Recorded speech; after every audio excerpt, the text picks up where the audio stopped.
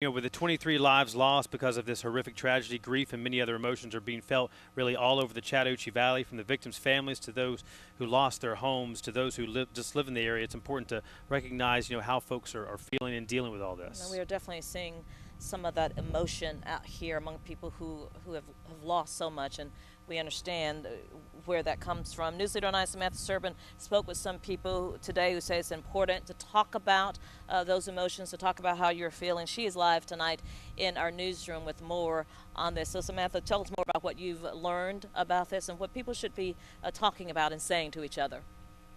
I spoke with two reverends today who shared with me the same ideas. It's important to recognize grief is a natural response to events like this one. Sadness, frustration, anger, guilt. Reverend Clifford Jones says those are some of the emotions people impacted by Sunday's tragedies are currently feeling. He says it's important to note these feelings are normal. They're all part of the grieving process. What they are going through right now is not unnatural. It's a process that evolves over a period of time. He has met with families that lost loved ones. Sometimes they don't understand what they are going through and the various stages of grief that they are having to deal with.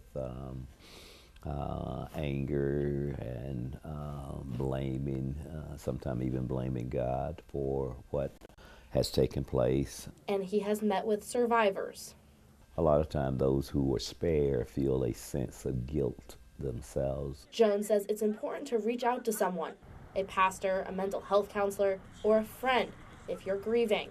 Reverend Dr. Paul Smith is working in Smith Station this week with the Red Cross and spoke with a few people who personally knew the victims. He says listening is a big part of what he offers people.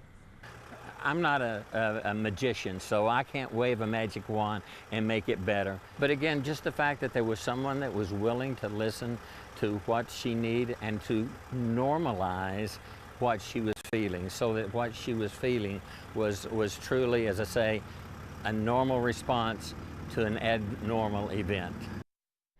Both Reverend Jones and Reverend Dr. Smith say it's important to talk about how you're feeling and reach out for help if you think you need it. Samantha Serban, WTVM News Leader 9.